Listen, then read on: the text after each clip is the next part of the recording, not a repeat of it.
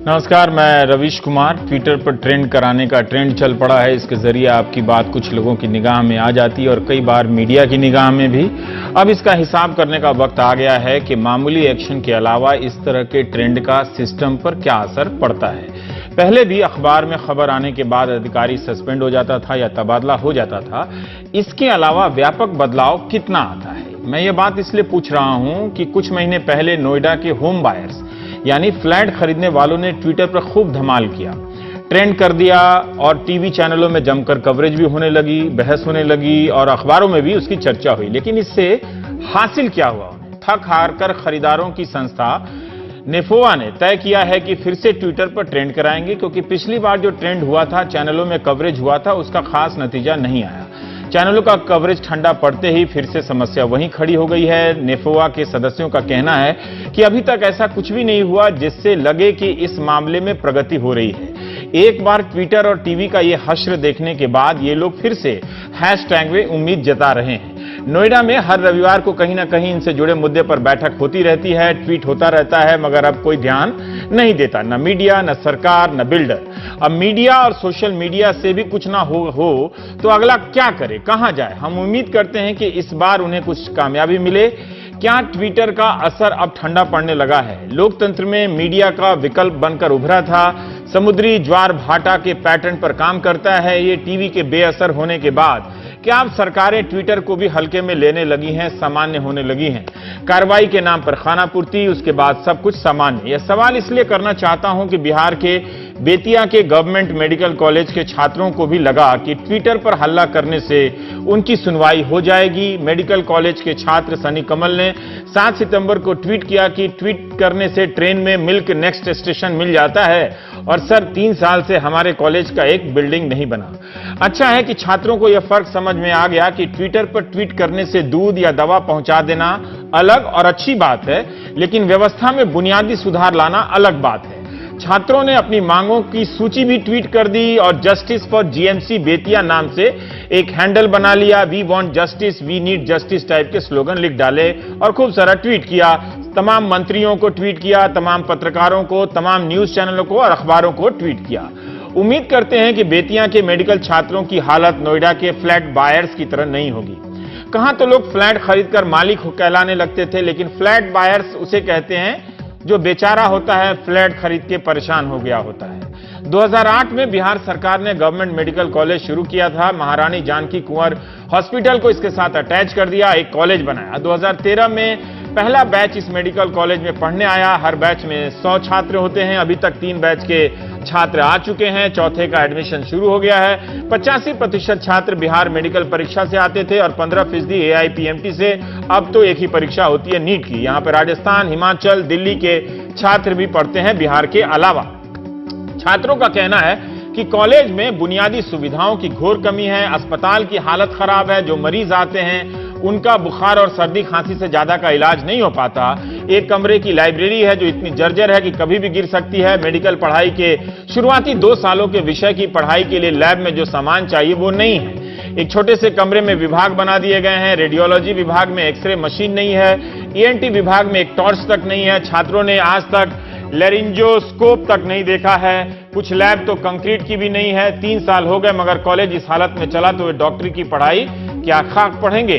बेतिया के साथ साथ जब बेतिया में मेडिकल कॉलेज का ऐलान हुआ था तो मुख्यमंत्री नीतीश कुमार के क्षेत्र में भी मेडिकल कॉलेज बनाने का ऐलान हुआ था। उसका क्या हुआ?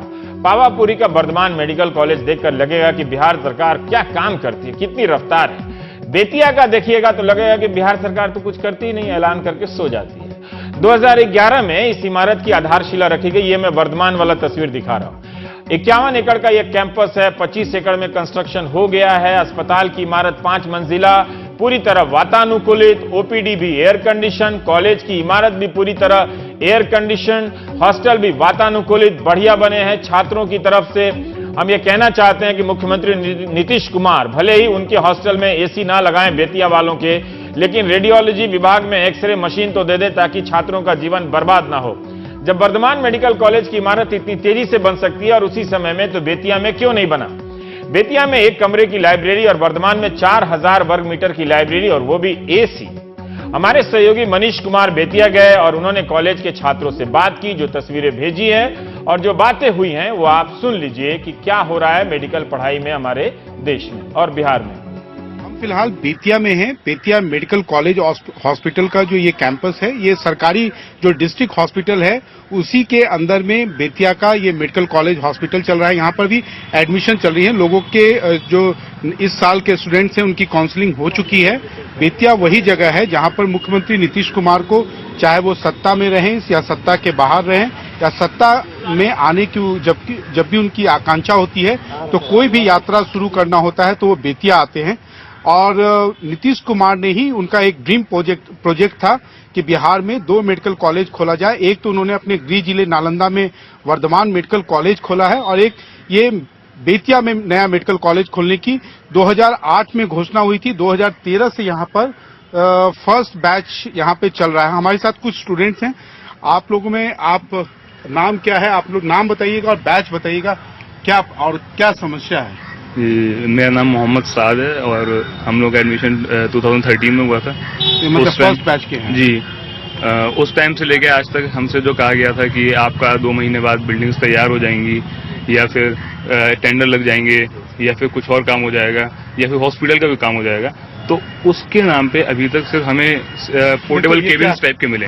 क्या पोर्टेबल केबिन्स क्या मिले? पोर्टेबल केबिन इस तरफ देखा, ये हमारा लेक्चर थिएटर है। लेक्चर थिएटर ये हमारा टेम्परेरी लेक्चर थिएटर है और ये एक्चुअल में अगर आप देखें तो ये सिर्फ स्टील की बनी कोई सी बिल्डिंग है, फैब्रिकेटेड है, प्री फैब्रिकेटेड है और ये ओरिजिनली ना इसमें कोई किसी तरीके का फैसिलिटीज हैं जो हमें मिलनी चाहिए। 2 साल के अंदर इसमें से पानी टपक रहा है। क्लास के दौरान बारिश होती है तो पानी आता है। नहीं, जो बिल्डिंग बनना था हमने भी सुना था कि यहाँ पे बिल्डिंग बनाने के लिए बड़े काफी सैकड़ों करोड़ दिए गए थे, तो उस बिल्डिंग का क्या हुआ? यही है सर, वो कैंसिल करवा दिया गया है। वो कैंसिल करवा दिया गया है, टेंडर कैंसिल करवा दिया गया है। पूरे कैंपस में आपको पीने के लिए पानी नहीं मिलेगा। अब ये समझ लीजिए, कैंटीन से या खरीद के पानी पीना पड़ता है हम लोग को पीने के लिए। 3 बैच के लिए बस 2 ही लेक्चर थिएटर, अभी चौथे बैच का एडमिशन है। 4 बैच और सिर्फ 2 लेक्चर थिएटर। तो आप लोग पढ़ाई कैसे करते हैं? 2 लेक्चर थिएटर में 3 बैचेस का 2013, 14, 15 कैसे? यहाँ पे एक का बंद करके दूसरे को पढ़ाया जा रहा है। एक का छुट्टी करवा के दूसरे को पढ़ाया जाता है। क्या होता है पहले? एक का छुट्टी, जैसे अभी हम बॉस लोग का एग्जाम चल रहा है, सीनियर्स का हमारा, तो उनका एग्जाम चल रहा है तो दूसरे बैच वाले उस पर क्लास करते हैं। फिर हमारा एग्जाम चलेगा तो फिर सीनियर्स क्लास करेंगे। उसी तरह करके एडजस्ट किया जा रहा है। जैसे आज एडमिशन है तो हम लोग की क्लासेस सस्पेंडेड है। सस्पेंड हो गया है। यही कहना चाहते हैं, इससे बहुत दिक्कत होता है हम लोग को क्लासेस करने में। आप लैब जाके देखो, लैब में एक इक्विपमेंट, एक केमिकल्स नहीं है। सर अपने घर से केमिकल लाते हैं, फिर जाके हम लोग का प्रैक्टिकल होता है। यहाँ पे फैकल्टीज हैं या नहीं है? फैकल्टीज है, फैकल्टीज है, फैकल्टीज है, लेकिन उनको ठहरने के लिए कोई उत्तम व्यवस्था नहीं है। इसलिए टीचर कोई पटना से आ रहे हैं, कोई मुजफ्फरपुर से आ रहे हैं, कभी लेट हो गए, 9 बजे के बजाय 10 बजे पहुंच रहे हैं, 11 बजे पहुंच रहे हैं, तो क्लास हमारा सस्पेंड हो जा रहा है। आप लोग का क्लासरूम वगैरह कैसा है ये दिखाइए। और जो प्रिंसिपल हैं ये लोग क्या बोलते हैं? बोलते हैं, हमेशा आश्वासन दिया जाता है हमें कि आज बनने को जा रहा है। अभी देखिए फिर से बोला जाएगा टेंडर हो चुका है, बस कैंपस स्टार्ट होने वाला है। ये क्या है टेंडर? ये हमारा एलटी है, लेक्चर थिएटर है। आप लोग क्या यहाँ फैकल्टी हैं? ये जो स्टूडेंट्स जो अपने ग्रीवांस से बोल रहे हैं, क्या ये सही है? यहाँ कोई फैसिलिटीज नहीं है, आप लोग के लिए भी व्यवस्था नहीं है, आप लोग बाहर से आते हैं, होटल में रहते हैं, ये सब क्या बातें सही है? नहीं, ऐसा सही नहीं है कि जो बहुत सारे लोग जो यहाँ रहते हैं। नहीं, लेकिन है क्या पढ़ने पढ़ाने की यहाँ पे पूरी व्यवस्था है? एकदम व्यवस्था है। देखिए यहाँ 2 लेक्चर थिएटर है। 2 लेक्चर थिएटर में हो जाता है? बिल्कुल, अभी तो जितना है उसमें 2 लेक्चर थिएटर में तो हो ही जाता है। कैसे होगा सर, बताइए। मेडिकल कॉलेजेस, ये 2 लेक्चर थिएटर में एक मेडिकल कॉलेज चल सकता है? मेडिकल कॉलेज चलेगा नहीं पूरा, जब बाद में वो और एडमिशन लिया जाएगा तो और ज्यादा लेक्चर थिएटर चाहिए। जितना अभी है उसके लिए तो एडिक्वेट है। नहीं, और यहाँ पे बिल्डिंग क्यों नहीं बनी? बिल्डिंग नहीं बनी, ये तो हमारे प्रिंसिपल साहब बताएंगे ना। आप लोग को क्या, आप लोग यहाँ पे फैकल्टी हैं सब, जो एक मेडिकल कॉलेज में आप दूसरी जगह पे आपने पढ़ाया होगा, यहाँ पे वैसी व्यवस्था है? देखिए ये प्रचार हम लोग एडमिशन के लिए हैं, प्रचार महोदय अधिकृत है इसके लिए, पढ़ाते भी हैं यहाँ पे, बिल्कुल सेटिस्फाइड हैं। अपने डिपार्टमेंट से सबसे अच्छा बिहार का रिजल्ट एनाटॉमी डिपार्टमेंट का हुआ है। बिहार में सबसे अच्छा रिजल्ट पूरे आर्यभट्ट यूनिवर्सिटी में एनाटॉमी विभाग का हुआ है, होता रहेगा। All staff are dedicated and all are quenched, all students you can inquire. सभी जी जान लगा के हम पढ़ाते हैं, बाकी सब प्रिंसिपल साहब अधिकृत है, वो बताएंगे। इंफ्रास्ट्रक्चर है जो प्रिंसिपल बहुत है। हाँ कैसे बनेगा। बताइए नहीं है तो बनेगा ना। बच्चा जन्म लेता है तो तुरंत बड़ा हो जाता है, धीरे धीरे तो बड़ा होगा, सब कुछ बनेगा, सब कुछ बनेगा। बेतिया मेडिकल कॉलेज एक बिहार का बहुत ही अच्छा मेडिकल कॉलेज बनने जा रहा है, टाइम लगेगा थोड़ा सरकार। लेकिन इसके साथ वर्धमान बन रहा था, उसकी तो बिल्डिंग तैयार होगी। खैर वहाँ अलग अलग एक अलग इशू रहता है, वो खाली जमीन था, यहाँ पर है कि एमजेके में खोलना था, कुछ परेशानियाँ हैं, लेकिन बनेगा कॉलेज सब अच्छा होगा। टाइम लगता है ना, नहीं लेकिन सबको सहयोग का जरूरत है इसमें ना, इसमें खाली स्टूडेंट्स का फ्रस्ट्रेशन है। फ्रस्ट्रेशन का ऐसा कोई बात नहीं है, वहाँ भी फ्रस्ट्रेशन मिलेगा। वहाँ जाइएगा तो पता चलेगा कि पेशेंट नहीं है, हमारे यहाँ पेशेंट काफ़ी है। सब जगह का अलग अलग मेरिट डिमेरिट है ना। हमने बहुत सारा जगह मेडिकल कॉलेजेस देखा है, कहीं भी दो ऑडिटोरियम में एक मेडिकल कॉलेज है। नहीं, 2 बैचेस थे तो 2 लेक्चर थिएटर था बड़ा वाला, तो अब हो गया।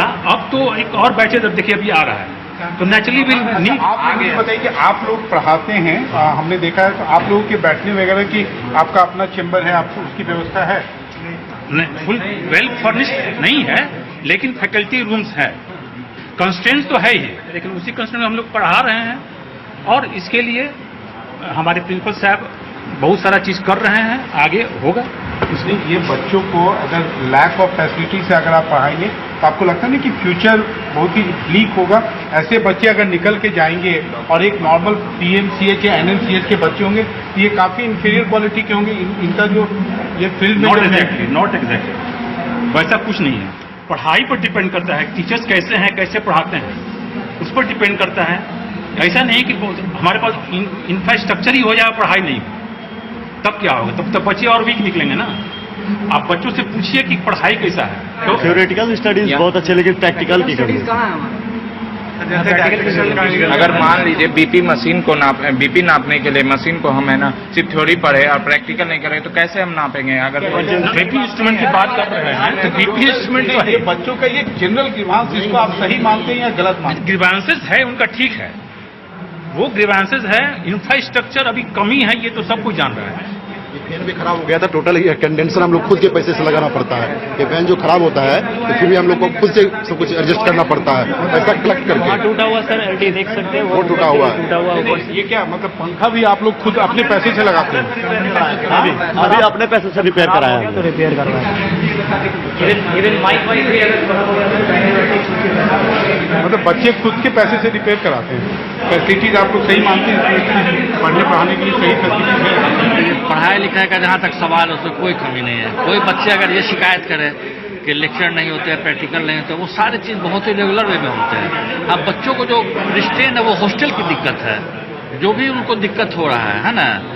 और जो मेडिकल का कैंपस जो होता है, जो बहुत लरिश होता है, तो नेचुरल है या नहीं है, लेकिन पढ़ाई लिखाई में कोई शिकायत नहीं कर सकते। थर्ड ईयर का 1 महीने में फाइनल एग्जाम्स होने वाले हैं, उसके आई इंस्ट्रूमेंट्स नहीं है सर, एक ऑप्थेल्मोस्कोप नहीं है जिससे हम ये देख सकें कि अंदर रेटिना में क्या चल रहा है। और क्या कमी है? टीचर्स और फैकल्टी ओपीडीज में स्पेस नहीं है, इलेक्ट्रिसिटी नहीं है, लाइट नहीं है, प्रॉपर वोल्टेज के चलते एक्सरे नहीं हो पाते ढंग से। मेरे को खुद का एक्सरे कराना था, उन्होंने कहा कि वो प्रॉपर वोल्टेज के चलते एक्सरे नहीं हो पाएगा आपका, बाद में आइए जब वोल्टेज है। ओपीडी आगे सर, चलिए सर। जैसे कि हमें क्या बोलते हैं, डिजिटल से पढ़ाई होने के लिए बोला गया है, सब कुछ डिजिटल लगा हुआ है। आपके पास कहाँ कुछ है डिजिटल से पढ़ाने के लिए? कोई सुविधा नहीं, एलटी टूटा हुआ है, सब कुछ। अगर कोई स्टाफ आ जाता है, टीचर आ जाता है, दूर से आता है, वो थके हारे होते हैं, कहीं एसी नहीं है। अच्छा रैंक लेके आए हैं सब स्टूडेंट, सबको एक ही पेपर दिया है, बीसीएसई या नीट, सबके थ्रू आए हैं, तो क्यों हमारे साथ भेदभाव हो रहा है? वहाँ पे इतने बड़े इंफ्रास्ट्रक्चर में पढ़ रहे हैं, पीएमसीएच में पढ़ रहे हैं, हम यहाँ पे आ गए हैं, तो हमारी यही गलती है? बस हम यही गवर्नमेंट से पूछना चाहते हैं, हमारी यही गलती है ना कि हम यहाँ एडमिशन लिए हैं। इवन मधेपुरा में भी एडमिशन नहीं हो, बिल्डिंग बन के तैयार है, समस्तीपुर में बिल्डिंग तैयार है। हम कब तक से आएंगे? एमबीबीएस को प्री पारा क्लिनिकल और क्लिनिकल 3 पार्ट में डिवाइड होता है। प्री पारा तो ठीक होता है, पर क्लिनिकल जब आएगा तो क्लिनिकल के लिए यहाँ कुछ है ही नहीं, तो हम लोग क्लिनिकल चीज कैसे सीखेंगे? अब एक बात मेन इस पे आकर हमारे टीचर आते हैं, सब आते हैं टाइम से, क्लास करते हैं, थोड़ा लेट हो गए, चलिए मान आके हमें सिर्फ थ्योरी पढ़ा देंगे, हम थ्योरी पढ़ के पास भी हो जाएंगे। पास होके हम क्या करेंगे? जाके घर में बैठ के सर्टिफिकेट लेके दिखाएंगे, मम्मी देखो मैम एमबीबीएस का सर्टिफिकेट लाए हैं। बताइए आप लोग। यहाँ फैकल्टी अच्छे हैं, क्लिनिकल बहुत अच्छा हो सकता है, लेकिन इक्विपमेंट के अभाव में हम लोग सीख नहीं पाते। सिर्फ गवर्नमेंट की उदासीनता है यहाँ पे और कुछ नहीं है। ANU है, चाइल्ड केयरिंग नीड है, और यहाँ पे DM से उद्घाटन करा लिया गया है। इसके अंदर कुछ नहीं है, सिर्फ MCI टीम आती है विजिट के लिए, तब इसका ताला खुलता है। फुल्ली AC है, लेकिन इसका कोई काम नहीं चलता। अभी इसका उद्घाटन हुआ, इसमें कोई तुम लोग का OT कहाँ, जहाँ पे तुम लोग बोलते हो? हमने बचपन से बहुत सारे हॉस्पिटल्स देखे हैं, पटना मेडिकल कॉलेज हॉस्पिटल भी देखा है और NMCH भी देखा है, जहाँ पर एक एक डिपार्टमेंट की एक एक बिल्डिंग होती है। लेकिन यहाँ पे आप देखेंगे तो जैसे सिनेमा हॉल के काउंटर होते हैं, अलग अलग कैटेगरी के पहले होते थे, उसी तरीके से है surgery, account section, paediatrics, medicine, radiology. आइए देखते हैं कि इनके अंदर में क्या क्या फैसिलिटी है। यहाँ पर डॉक्टरों के नाम लिखे हुए हैं और सारा डिपार्टमेंट जो है, ये लगता है कि एक रूम में क्या ऐसे ही चलता है। सिर्फ इतना ही है, बस दो बच्चे खड़े हो सकते हैं बस। मैम आप पढ़ाती हैं यहाँ पे? ये हमारे है हमारे नहीं मैम, ऐसे ही फैसिलिटी है यहाँ पे? अब ये तो गवर्नमेंट का है, अब गवर्नमेंट के लिए क्या बोल सकते हैं। गवर्नमेंट ने तो मतलब आपने पहले भी कहीं काम किया होगा और यहाँ पे काम करनी है, आपको लगता है कि मतलब ऐसा मैंने कभी नहीं देखा कि एक डिपार्टमेंट एक रूम में है। एक्चुअली मेरी अभी इमरजेंसी ड्यूटी है लेबर रूम में। आप बात भी करना चाहते हैं? ये भी तुरंत एक सिजेरियन करके आ रहे हैं। लेकिन आपने देखा ऐसा, आपको लगता नहीं कि काफी it is still upcoming, it still has to come. हम तो ये कहेंगे, हम लोग होप करते हैं कि गवर्नमेंट न्यू बिल्डिंग बनाएगी। ये गवर्नमेंट मेडिकल कॉलेज है और बहुत ही मेडिकल कॉलेज से ज्यादा अभी बेटर पोजीशन में तो जरूर है। कैसे हमने साउथ गए और जो पंजाब हरियाणा वगैरह से तो बेटर है। हमारे पास पेशेंट बहुत है। प्रॉब्लम ये है कि पेशेंट यहाँ पे आ भी जाते हैं तो रेफर हो जाते हैं। हाँ, लेकिन हमारे पास ये है कि हम लोग को जॉब सेटिस्फेक्शन पेशेंट के नाम से हो रहा है। पेशेंट काफी है, इतना काम आप लोग के रहने के लिए व्यवस्था वगैरह है? हाँ है, उसी में हम लोग उसी में है, काफी क्वार्टर्स हैं, हम लोग उसमें एडजस्ट कर रहे हैं। लेकिन हम लोग होप कर रहे हैं कुछ हम लोग को नया क्वार्टर मिल जाएगा।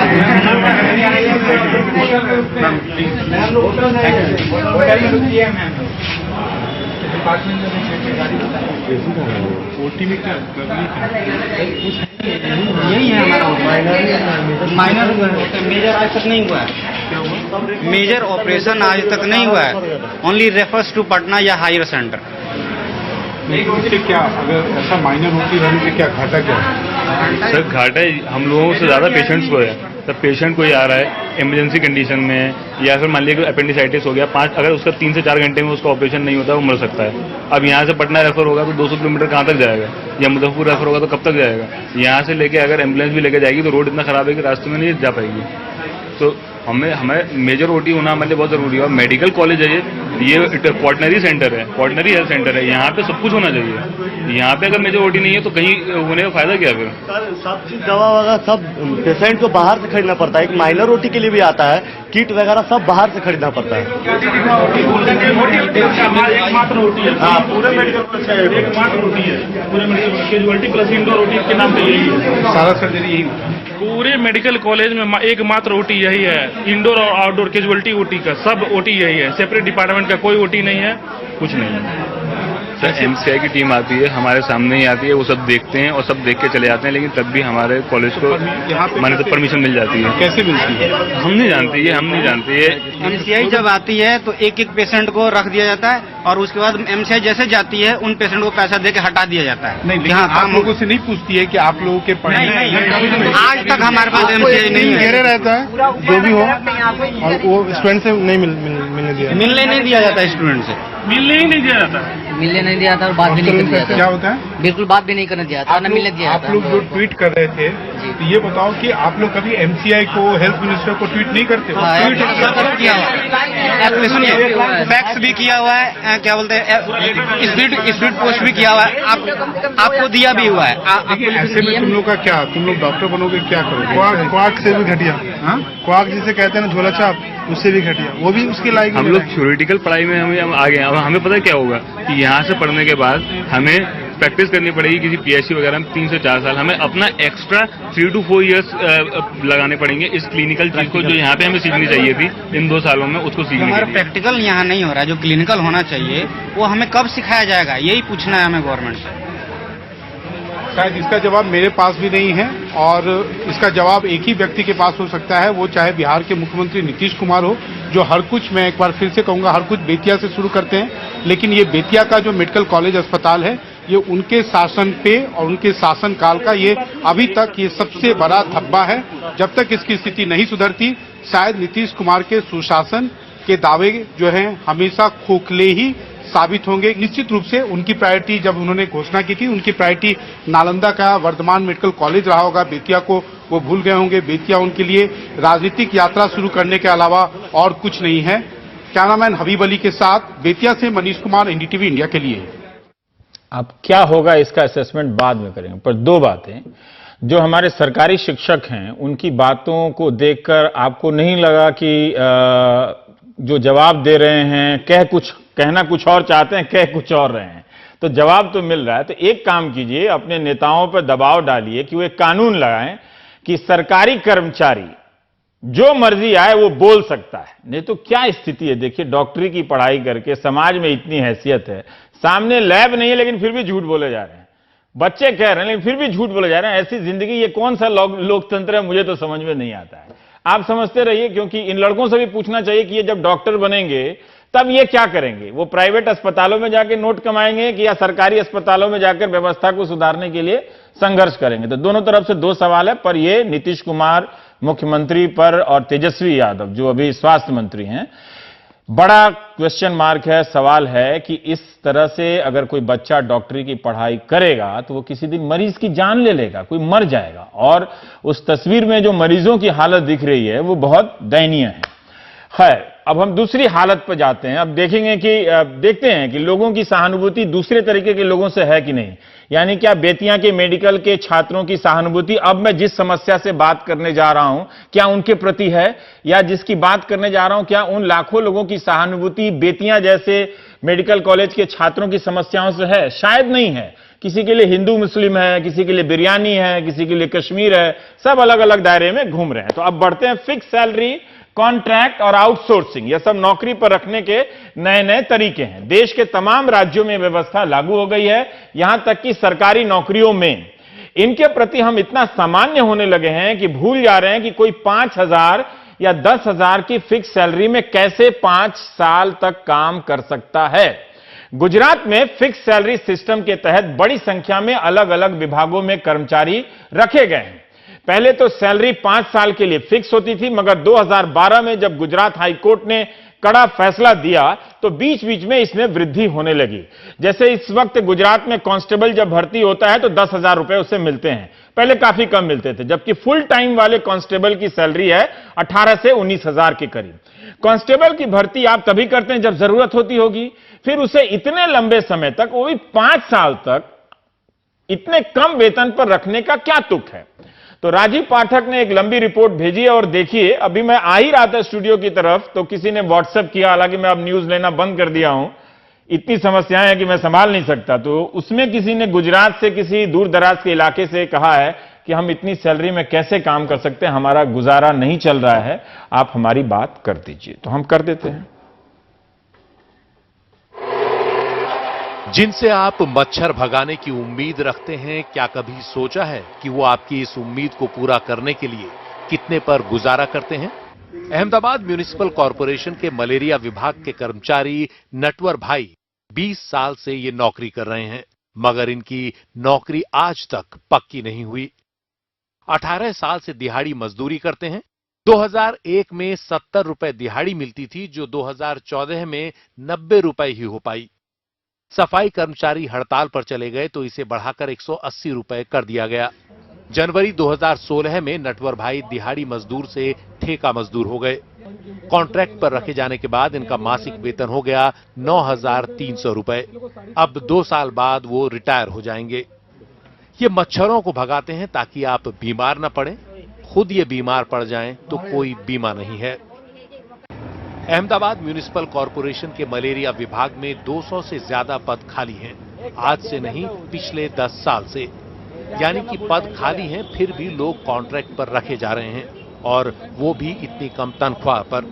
ऐसे में नटवर भाई अगर पूरी जिंदगी में कुछ बचा पाए तो बस ये एक कमरा। ये मेरा अपना घर नहीं है, लेकिन खाली जगह थी तो बना लिया। पहले ऊपर कपड़ा बांधकर रहते थे। मिट्टी की दीवारें हैं, लेकिन ऊपर से सीमेंट का प्लास्टर किया है। रोड़े डालकर सीमेंट से बनाया है, क्योंकि मिट्टी बारिश में उखड़ने लगती थी। એટલે એ રીતે કરાઈ છે। खाली पदों को भरने की मांग को लेकर पिछले हफ्ते अहमदाबाद के 6000 से ज्यादा सफाई कर्मी हड़ताल पर चले गए। कॉन्ट्रैक्ट सिस्टम की वजह से उनकी हालत बुरी है। सालों की लड़ाई के बाद 2 साल पहले कॉन्ट्रैक्ट पर रखा गया, लेकिन परमानेंट किए जाने की लड़ाई अधूरी रह गई। कॉन्ट्रैक्ट पर रखने के कारण रविवार को भी छुट्टी नहीं मिलती। किसी दिन बीमार पड़ गए तो दिहाड़ी भी गई। जिनके भरोसे हमारा शहर है, उनकी ये हालत है। तभी तो हम और आप बीमार हैं। मैं 12 मकान में रहिए। हम किराए के मकान में रहते हैं। 3 से 4 हजार किराया देते हैं। बच्चों की पढ़ाई कराएं कि अपना पेट भरें। हमें मेडिकल नहीं मिलता, रविवार को भी छुट्टी नहीं मिलती। घर में किसी की मौत हो जाए तो तनख्वाह कटवाकर उसकी मैयत में जाना पड़ता है। इतने साल बाद भी हमें कोई हक नहीं मिलते। वशिष्ठ शर्मा शिक्षक हैं, बल्कि शिक्षक भी नहीं, सरकारी रजिस्टर में ये शिक्षा सहायक पुकारे जाते हैं। जबकि शर्मा जी 11वीं और 12वीं के बच्चों को केमिस्ट्री पढ़ाते हैं। आज से 2 साल पहले इनका वेतन था 10,200 रुपए, जो पिछले 8 महीने में 15,700 हो गया। इसी काम के लिए परमानेंट टीचर को करीब 35,000 रुपए तनख्वाह मिलती है। मुख्यमंत्री, प्रधानमंत्री सबकी बातें हम सुनते हैं और कि ये हो गया है, वो हो गया है, देश भी बहुत आगे बढ़ गया है, लेकिन गुजरात का शिक्षक या गुजरात का सरकारी कर्मचारी जो तीसरे चौथे वर्ग में आता है, वो तो उसका घर भी कैसे चलेगा। इस मान लीजिए 15,000 भी हो तो 15,000 में उसका घर भी कैसे चलेगा। घर तो ठीक, हमको कुछ लोन लेना हो तो मिनिमम बैंक वाले बोलते हैं कि 15,000 सैलरी होनी चाहिए। हमारा वो भी नहीं है कि हम कोई छोटा सा लोन भी 10,000 लोन लेने जाएं तो वो भी नहीं मिल सकता हमको। गुजरात में फिक्स तनख्वाह की कहानी 1996 से शुरू होती है, जब वहां प्राथमिक शिक्षकों के लिए बाल गुरु योजना लॉन्च की गई। 2006 में नरेंद्र मोदी के दौर में फिक्स तनख्वाह को लेकर एक पूरी नीति बनाई गई, जिसके दायरे में शिक्षक ही नहीं बल्कि ज्यादातर सरकारी नौकरियां आ गईं। 2006 में ज्यादातर पदों के लिए तनख्वाह 2,500 रुपए प्रति महीना तय की गई थी और क्लास 2 के लिए 4,500 रुपए प्रति माह। राज्य सरकार समय समय पर इस फिक्स सैलरी में मामूली वृद्धि करती रहती थी, लेकिन 2012 के हाईकोर्ट के फैसले के बाद इसमें थोड़ी और अधिक वृद्धि हुई। जन अधिकार मंच के Ram Praveen fix salary, contract और आउटसोर्सिंग के तहत भर्ती किए गए लोगों की लड़ाई लड़ते हैं, आंदोलन के जरिए भी और अदालतों में भी। उनका कहना है कि इन तीनों ही तरह से हो रही भर्तियों में भयानक शोषण किया जा रहा है। कांस्टेबल, सब इंस्पेक्टर, शिक्षक, पटवारी जैसे पदों पर 5 साल तक फिक्स तनख्वाह मिलती है। पिछले साल नवंबर तक फिक्स सैलरी वाले कांस्टेबल को 8,500 रुपए मिलते थे, जो बढ़कर 10,000 हो गए। पिछले साल नवंबर तक सब इंस्पेक्टर को फिक्स सैलरी में 13,500 रुपए मिलते थे, जो अब बढ़कर 15,000 हो गए हैं। फिक्स सैलरी वाले ये 5 साल न तो इनकी नौकरी में गिने जाते हैं और न ही इन्हें कोई और सरकारी लाभ मिलता है। सीनियरिटी का लाभ भी नहीं और इस दरमियान लंबी छुट्टी भी नहीं ली जा सकती। सरकार मिशन मंगलम जैसी कई योजनाओं के तहत लोगों को कॉन्ट्रैक्ट पर रखती है, जिन्हें कभी भी निकाला जा सकता है। इन्हें सरकार ही 4,000 से लेकर 9,000 रुपए तक अलग अलग तनख्वाहें देती है। इसके अलावा सरकार बाहरी कंपनियों को आउटसोर्स करती है, जो अपने स्तर पर कर्मचारी रखती हैं, जिनका खूब शोषण होता है। 5 साल तक किसी को अस्थायी तौर पर रखने का क्या तुक है, जबकि पद खाली हैं। 5 साल बाद जब इनकी नौकरी पक्की होती है, तब उन 5 साल को सेवा अनुभव में शामिल न करने के आइडिया का क्या मतलब है। फिक्स सैलरी के खिलाफ 2011 में कुछ लोगों ने गुजरात हाईकोर्ट में कानूनी लड़ाई लड़ी। हाईकोर्ट ने कड़ा रुख अपनाया और गुजरात सरकार के इस सिस्टम को रद्द कर दिया। हाईकोर्ट ने अपने आदेश में कहा कि मौजूदा व्यवस्था न्यूनतम वेतन का भी उल्लंघन करती है। सरकार एक काम के लिए एक तनख्वाह देने को बाध्य है। फिक्स तनख्वाह नियम के तहत भर्ती सभी कर्मचारियों को पूर्णकालीन सरकारी ग्रेड दिया जाना चाहिए। 2012 में हाईकोर्ट में यह नीति को नाबूद करने के लिए एक डिसीजन दिया, महत्वपूर्ण डिसीजन दिया। सरकार को हाईकोर्ट ने चेतावनी भी दी कि यह नीति भ्रष्टाचार उत्पन्न करने, पैदा करने वाली नीति है और युवाओं का शोषण करने वाली यह नीति है। किंतु सरकार ने बात को न समझते हुए, हाईकोर्ट के आदेश को न मानते हुए, सरकार की तिजोरी पर आर्थिक भारण हो रहा है, इसी वाहियात बात को रखते हुए इस केस को सुप्रीम में ले गए। तमाम विभागों में लोग 5 साल तक फिक्स सैलरी पर काम कर रहे हैं। 2012 में गुजरात हाईकोर्ट के फैसले के खिलाफ नरेंद्र मोदी सरकार सुप्रीम कोर्ट चली गई, जहां यह मामला अब भी लंबित है। राज्य में करीब 2 लाख से ज्यादा लोगों की भर्ती फिक्स सैलरी के इस नियम के तहत हो चुकी है। कॉन्ट्रैक्ट के भी तरह तरह के रूप निकल आए हैं। प्राइवेट सेक्टर से लेकर सरकारी सेक्टर तक में अब नौकरियों के स्वरूप बदलने लगे हैं। अहमदाबाद से कैमरामैन नटवर परमार के साथ राजीव पाठक की report, NDTV India. Salary fix है और किराया फ्लेक्सी हो गया। देखिए, भारतीय लोकतंत्र में जनता सिर्फ खाट ही लेकर नहीं जाती है, बल्कि कई बार सभाओं में कुर्सियां भी उड़ाती है। सोमवार को यूपी के देवरिया में राहुल गांधी की खाट सभा से किसान जब खाट लेकर गए तो उनके विरोधियों ने खूब चुटकियां ली। बीजेपी ने मजे भी लिए और हमले भी किए। कहा कि राहुल की रैलियों में कुछ और तो मिलता नहीं तो खाट ही सही। लेकिन वक्त का इंसाफ देखिए कि सुप्रीम कोर्ट और ट्रायल कोर्ट से भी कम समय में फैसला हो गया। गुजरात के सूरत में बीजेपी के नेताओं का सम्मान समारोह था, जिसमें अमित शाह भी मौजूद थे। राष्ट्रीय अध्यक्ष भाजपा की सभा में पाटीदार समुदाय के नेताओं ने बता दिया कि सम्मान कितना है। उन्होंने कुर्सियां उछाली और नारे भी लगाए। मंच पर इस दौरान अमित शाह के साथ गुजरात के मुख्यमंत्री विजय रूपाणी साहब भी थे, जो हंगामे के दौरान एक दूसरे को देखते रहे। इस दौरान अमित शाह वापस जाओ के नारे भी लगे और हार्दिक पटेल के समर्थन की आवाजें भी सुनाई दी। वैसे तो कार्यक्रम में करीब 20,000 लोग मौजूद थे, लेकिन इस हंगामे के बाद जब अमित शाह बोलने के लिए उठे तो सिर्फ 1,500-2 हजार लोग ही बचे थे। अमित शाह ने 4 मिनट में ही अपना भाषण खत्म कर दिया, जिसमें से 1-1.5 मिनट तो आयोजकों का शुक्रिया अदा करने में ही बीत गया। हमारा भी समय बीत गया। हम ब्रेक लेंगे, फिर ब्रेक के बाद आएंगे।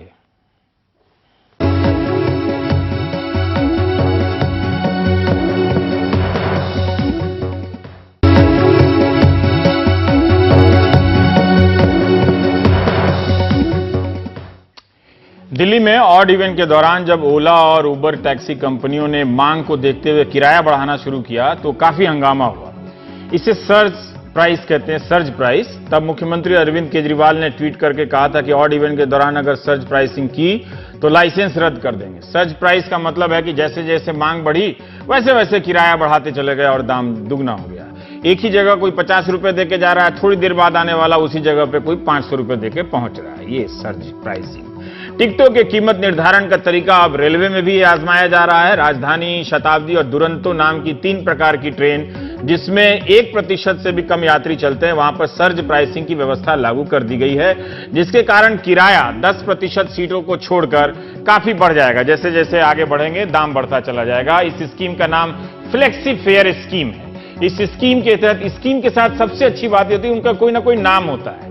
जैसे जैसे ट्रेन की सीट भरती जाएगी इस स्कीम के तहत बाकी बची सीटों के लिए कीमतें बढ़ती जाएंगी। ये बढ़ोतरी सिर्फ बेस फेयर पर होगी, यानी जो पैसा आप देते हैं उसमें कैटरिंग, रिजर्वेशन चार्ज और सर्विस टैक्स जैसी चीजों को हटाने के बाद जो मूल दाम है उसे बेस फेयर कहते हैं। तो राजधानी ट्रेन में नई दिल्ली से मुंबई के AC2 का भाड़ा अब 2870 रुपया है, मान लीजिए है ही। इसमें से 2369 रुपया बेस फेयर है और बाकी का 501 अलग अलग सेवाओं के लिए है। पहली 10% सीट पर यात्रियों को अभी इस वक्त 2870 रुपए का किराया देना होगा, लेकिन AC2 का ही अगली 10% की सीटें 3118 रुपए में बिकेंगी, यानी 248 रुपए ज्यादा। इसके बाद अगली 10% की सीट जो है वो उसके लिए मुसाफिरों को 3365 रुपए देने होंगे, यानी 495 रुपए ज्यादा। फिर इससे ज्यादा सीटें निकलने पर अगली 10% सीट पर 3613 रुपए, यानी 473 रुपए ज्यादा। इसके बाद 3861 रुपए और अंत में जाते जाते किराया अधिकतम 1.5 गुना बढ़कर 4108 रुपए हो जाएगा। यानी एक ही ट्रेन के एक ही कंपार्टमेंट में एक आदमी 2870 रुपए का टिकट लेकर मुंबई जा रहा है, एक आदमी 4108 रुपए का टिकट लेकर दिल्ली से मुंबई जा रहा है। IRCT के तहत उसके सिस्टम में 1 मिनट में 12,000 टिकट कट जाती है। 1 सेकंड में 200 टिकट, चंद सेकंड के फासले में दाम में इतना अंतर क्या जायज है? सरकार कहती है कि 2020 तक सबको टिकट दे देगी, जो मांगेंगे उनको टिकट मिलेगी। एक बार सोच के देखिए कि यह मुमकिन कैसे होगा। क्या 2020 जो अब 4 साल बाद आने वाला है कि पटरियों की संख्या बढ़ जाएगी, दिल्ली कोलकाता या दिल्ली मुंबई रूट पर ज्यादा ट्रेन चलने लगेगी? हमारे सहयोगी परिमल कुमार ने आप तक ये जानकारी लाने के लिए बहुत मेहनत की, उनकी कमाई मैं खा रहा हूं। थर्ड AC वो बता रहे हैं कि थर्ड AC में नई दिल्ली से मुंबई का भाड़ा 2085 रुपए से शुरू होकर 2765 रुपए पर जाके रुकेगा। शताब्दी ट्रेन की चेयर कार में नई दिल्ली से लखनऊ तक लगने वाला 885 रुपए का किराया जब बढ़ेगा तो बढ़ते बढ़ते 1235 पर जाएगा। वहीं दुरंतो के AC 2 में नई दिल्ली से इलाहाबाद तक जो भाड़ा 1575 रुपए का है वो बढ़ते बढ़ते उछलते उछलते 2310 पर रुकेगा। पता चला सामने वाले भाई जी सस्ते वाले हैं और बगल वाले 2310 वाले हैं, दोनों में एक बात ही नहीं होगी। इतना ही नहीं, इसी ट्रेन से उसी दूरी तक थर्ड AC का 1125 रुपए बढ़ते बढ़ते 1540 हो जाएगा। प्रभु जी ने, रेल मंत्री और देवता भगवान, इस बार स्लीपर क्लास पर भी दया नहीं दिखाई, जिसका किराया 415 से बढ़ते बढ़ते 595 रुपए हो जाएगा। प्रथम श्रेणी और एग्जीक्यूटिव श्रेणी के यात्रियों के लिए यह नियम लागू नहीं किया गया। ये कितनी अच्छी बात है। पहली बार मैंने सुना कि जब किराया बढ़ा तो प्रथम श्रेणी और एग्जीक्यूटिव क्लास के लिए नहीं बढ़ा। क्या पता इन श्रेणी में गरीबी रेखा से नीचे के लोग चलने लगे हों आजकल, इसलिए सरकार का दिल पसीज गया कि फर्स्ट क्लास वाले का किराया नहीं बढ़ाते हैं। वैसे पहली बार ये सिस्टम हुआ है, तो ये भी हेडलाइन बनानी चाहिए थी कि फर्स्ट क्लास और एग्जीक्यूटिव क्लास को मुक्ति दी गई है, वहां गरीब लोग अब सस्ते टिकट पर चल सकेंगे। सेकेंड और थर्ड AC, कहीं ये भी हो सकता है स्लीपर वाले थर्ड AC और सेकेंड AC वाले फर्स्ट क्लास के लायक हो गए हों, लेकिन रेलवे के पास कोच ना हो तो कम से कम किराया बढ़ा के तो वसूल लिया जाए। यही सिस्टम तत्काल में बहुत दिनों से लागू है। इसे प्रीमियम तत्काल कहा जाता है। इसका नाम, मान लीजिए अगर किसी ट्रेन में 1000 टिकट होती है तो उसका 30% तत्काल के लिए रिजर्व होता है, यानी 300 टिकट तत्काल में मिलती है। 300 का 150 जब बिक जाता है तो बाकी के 150 टिकट के लिए डायनेमिक फेयर प्राइसिंग आ जाता है। जैसे हवाई जहाज का किराया आप एयरपोर्ट पर कुछ समय उड़ने से पहले पहुंचते हैं तो दाम दुगना या तिगुना देकर खरीदते हैं। रेलवे में भी तत्काल में यह सिस्टम है, यानी 1000 रुपए का टिकट 3000 से भी ज्यादा तक का हो सकता है, और ये दाम लोग मजे मजे में दे रहे हैं। फिर रो भी रहे हैं तो ट्वीट नहीं कर रहे हैं, या आजकल जब तक आप ट्वीट नहीं करते तब तक पता ही नहीं चलता कि रो रहे हैं कि आप हंस रहे हैं, लेकिन लोग दे रहे हैं। राहत की बात है कि रेलवे ने राजधानी, शताब्दी और दुरंतो से तत्काल प्रीमियम वाला यह कोटा हटा दिया है, और सुविधा ट्रेन में तत्काल प्रीमियम का यह सिस्टम लागू है। अब किराए का कोई सामान्य सिस्टम नहीं है, हर ट्रेन के हिसाब से अलग अलग है। सुविधा ट्रेन वो ट्रेन है जो किसी त्योहार के मौके पर रेलवे 10 से 30 दिन के नोटिस पर चलाती है, जिसमें ज्यादातर अमीर लोग तो नहीं चलते होंगे, साधारण मजदूर वर्ग के लोग होली, दिवाली, छठ, ईद में घर पहुंचना चाहते हैं, तो इनके लिए सुविधा ट्रेन के लिए फॉर्मूला अलग है। अगला ग्राफिक्स आपको समझने से पहले फिर से बेस फेयर समझा देता हूं कि service tax, superfast charge, catering charge इसमें नहीं शामिल होता, क्योंकि अगले ग्राफिक्स में बार बार बेस फेयर आएगा। तो अब परिमल ने जो बताया उसके हिसाब से, तो सुविधा ट्रेनों में बेस फेयर प्लस तत्काल का फेयर स्ट्रक्चर है। यहां पहले 20% सीट पर बेस फेयर प्लस तत्काल चार्ज लगता है, अगले 20% सीट पर बिकने पर बेस फेयर प्लस तत्काल चार्ज गुना 1.5। अब इतना ही मैथ पढ़ना था तो मैं पत्रकार क्यों बन गया। इससे अगले 20% सीट पर, यानी बेस फेयर, तत्काल चार्ज फिर दुगुना कर दो इंटू 2, फिर अगली 20% सीट के लिए बेस फेयर प्लस तत्काल चार्ज इंटू 2.5, बाकी बची खुची सीट के लिए बेस फेयर पर तत्काल चार्ज गुना 3 के किराए का पैटर्न है। आखिर तक ये हिसाब करिए तो 3.9 गुना चला जाता है, यानी 1000 रुपए का टिकट आपको 39 रुपए में मिलता है। बताइए, होली, दिवाली, छठ, दशहरा, ईद में कौन लोग जाता है? उनके लिए सुविधा ट्रेन से ये टिकट 1000 का टिकट अब 3900 रुपए। अब मेरा एक सवाल, जब आम यात्रियों से सर्ज प्राइसिंग के तहत पैसे लिए जा रहे थे तब तो कोई हल्ला नहीं मचाया। जैसे ही राजधानी, शताब्दी और दुरंतो में टिकटों की नई व्यवस्था लागू हुई, ट्विटर वाले हंगामा कर गए। अब ये बात जो किसान हैं, मजदूर हैं, गरीब हैं, जो टेम्पू और गार्ड हैं, वो उनको समझना चाहिए कि उनकी आवाज आपको कोई नहीं देगा। यही अमीर लोग अपने मुद्दे पर हल्ला कर लेते हैं। और अभी तो पता चला है कि हमारे दीपक चौबे ने इसमें एक और सवाल जोड़ा है। उनका कहना है कि जब आप प्रोफेशनल हैं, अगर आप प्रोफेशनल, हम लजीज खाने के लिए तो राजधानी में नहीं जाते, तो अगर आप प्रोफेशनल हैं तो यह भी बताइए कि अगर लेट हो गए तो क्या प्रति घंटे के हिसाब से आप रिफंड देने के लिए तैयार हैं। अखिलेश शर्मा ने बताया है कि रेलवे ये सिस्टम सभी ट्रेनों पर लागू नहीं करेगी, इन ट्रेनों पर भी आपको प्रयोग के तौर पर लागू हो रहा है, और हो सकता है कि बाद में कुछ हो भी। हरियाणा गौ रक्षा आयोग के चेयरमैन BR मंगला ने कहा कि बिरयानी के लिए 7 सैंपल लिए गए हैं, जिसकी जांच हो रही है, शुक्रवार तक रिपोर्ट आ जाएगी। हरियाणा के मेवात इलाके में मुस्लिम बहुल आबादी रहती है। इस इलाके में पुलिस ने बिरयानी के सैंपल उठाने शुरू कर दिए हैं। स्थानीय लोग नाराज भी हैं, लेकिन गौ रक्षा आयोग का कहना है कि बिरयानी में बीफ मिलाकर बेचने की शिकायत आ रही है। एक तबका इस फैसले की आलोचना कर रहा है। क्या ये सैंपल रोज रोज लिए जाएंगे? मटन बिरयानी और चिकन बिरयानी पर फिलहाल आफत नहीं है। हरियाणा में बीफ बैन है। कई दुकानदार बिरयानी बेचकर गुजारा करते हैं। बीफ का सैंपल हफ्ता वसूली का जरिया न बन जाए, जिसका डर दिखाकर उन्हें डराया जाए। क्या सरकार या गौ रक्षा आयोग गुड़गांव के 5 स्टार होटलों या रेस्तरां से भी बिरयानी के सैंपल लेगी? जिस सैंपल में कुछ नहीं निकलेगा, क्या उस बिरयानी को आरोप मुक्त बिरयानी घोषित किया जाएगा या मान्यता प्राप्त बिरयानी कहलाएगी वो? हृदय जोशी और सिद्धार्थ पांडे की यह रिपोर्ट देख लीजिए। कुछ रोजगार नहीं है, फैक्ट्री थी वो बंद हो चुकी है बिल्कुल।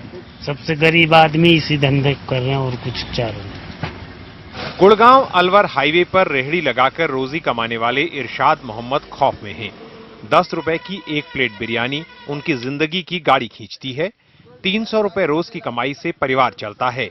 लेकिन कुछ दिन पहले पुलिस ने इरशाद और उनके साथ हाईवे पर ये काम करने वाले लोगों की बिरयानी इस शक में उठा ली कि कहीं इसमें बीफ तो नहीं। पुलिस ने कहा हम इसे चेक करके जब आपको बताएंगे। 2-2, 4-4 फीस ले गए थे। पिछले 2 महीने से ज्यादा धुआं से मार पिटाई, दहशत की वजह से 10-20 दुकान तो बंद है, 2-4 चल रही है। मेवात हरियाणा का एक पिछड़ा हुआ इलाका माना जाता है। यहाँ पर कई परिवार खाना बना के उसे बेच के अपने घर चलाते हैं, लेकिन आप देख सकते हैं इनके भी चूल्हे जो हैं अभी बंद पड़े हैं, क्योंकि एक तरीके से यहाँ पर पूरा एक दहशत का माहौल है। न केवल इनके बीच बल्कि यहाँ जो लोग रहते हैं उनके बीच पुलिस की लाठी से और अन्य की दहशत में यहाँ लोग रह रहे हैं। मेवात का इलाका हरियाणा, राजस्थान, उत्तर प्रदेश और दिल्ली में बिखरा हुआ है। लेकिन अगर हरियाणा की ही बात करें तो मेवात में गरीब और पिछड़े ही हैं। आबादी करीब 15 लाख। मुस्लिम समाज की आबादी तकरीबन 80% से अधिक है। मेवात के इस इलाके में 10 से 15 हजार लोगों का कारोबार मीट और बिरयानी से जुड़ा हुआ है। लेकिन पिछले कुछ वक्त में बिगड़ते माहौल से यहाँ लोग परेशान हैं। अगर यहाँ कोई गाय कटती हो या कोई भी माहौल हो, हम प्रशासन के साथ देंगे और सख्त सजा दी जाए। हम ये कह रहे हैं, हम भैंस पड्डा की बिरयानी बनाते हैं, मुर्गे की बनाते हैं और अपने बच्चों का पालन करते हैं चावल बेचकर। और हमारे पास न कोई खेती है न बाड़ी है। वरिष्ठ पुलिस अधिकारी इस पर कुछ नहीं कह रहे।